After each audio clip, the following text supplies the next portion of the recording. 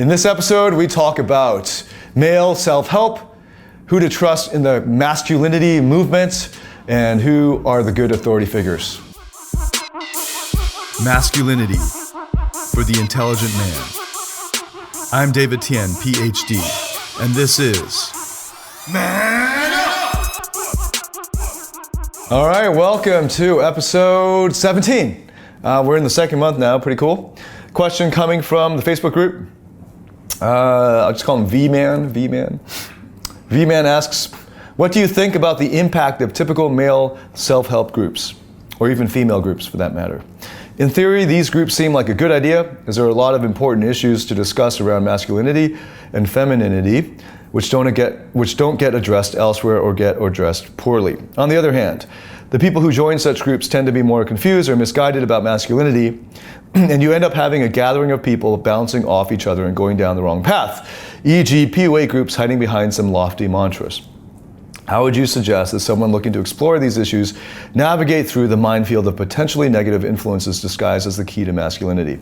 All right, deep question. In the comments, we actually discuss here, I interact with him personally, and a couple of the other guys jump in on what specific examples are of these male self-help groups that he's got in mind. So we got some specific examples there in the Facebook group. If you want to see what those specific examples are, just join the Facebook group and scroll down to find this question, and you'll see them there. Just in the interest of kindness to these other groups, I'm not going to name them specifically here. Also because my knowledge of these specific groups some of them are limited. Some of them I have much better knowledge of. But I'm not going to address any of these groups specifically. Okay, if you have a specific question, I can, like if you want to know what the specific examples were or are, just join the Facebook group, okay? You can scroll down and find it. But just in general, to answer this question, because the question itself is, how would you suggest that someone looking to explore these issues of masculinity and femininity, how would you suggest they navigate through the minefield of potentially negative influences disguised as the key to masculinity? He particularly has in mind the PUA groups that are now becoming more like male self-help. And I'm honored that you would ask me, V-Man. I'm assuming therefore that if you're asking this question to me, that you've rightfully judged that we are a good source of training or lessons about this or of information about masculinity. And I would say the easiest answer is to just test it out. So whatever advice these other groups are giving you, whatever lessons or training or ideas they're giving you, test it out. All of these ideas should be applicable. They need to be relevant. They need to be actually practical.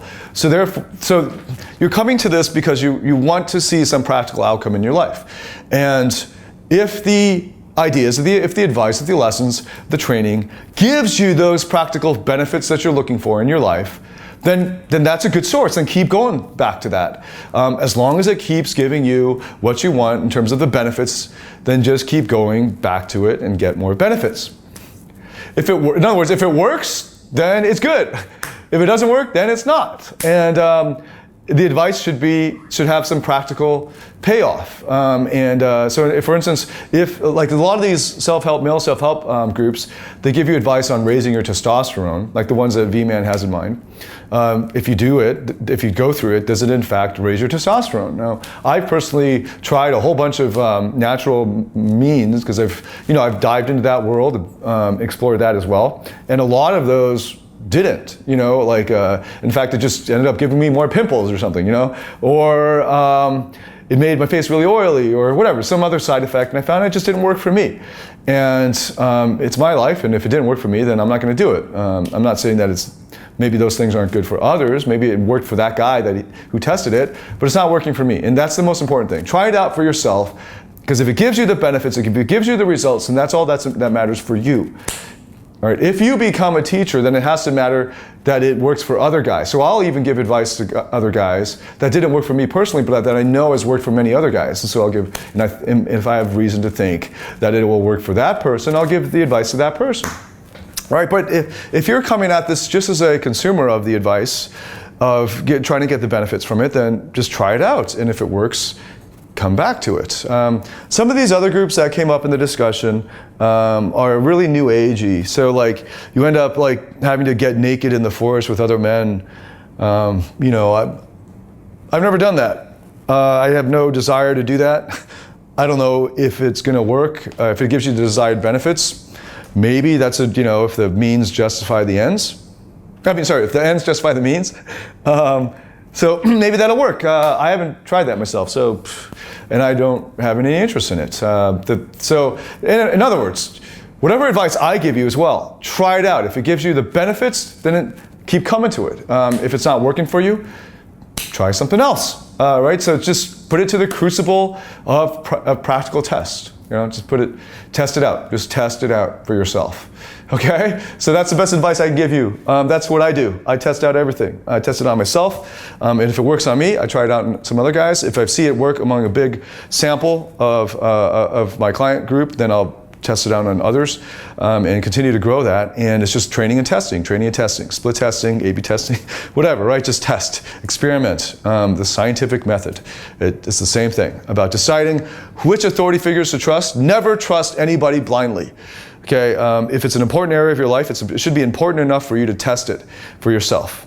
All right, so there you go. How to know who to trust when it comes to masculinity. So, a great way to know who to trust is to get to know that person, the authority figure better. And a great way to get to know me is by joining the Facebook community we've created for Man Up. So click on the link below or next to the video or whatever, and join the private Facebook group where I will be interacting with you and personally. I'll be reading everything in there, and you can upvote the questions you want answered. All right. So until next time, man up.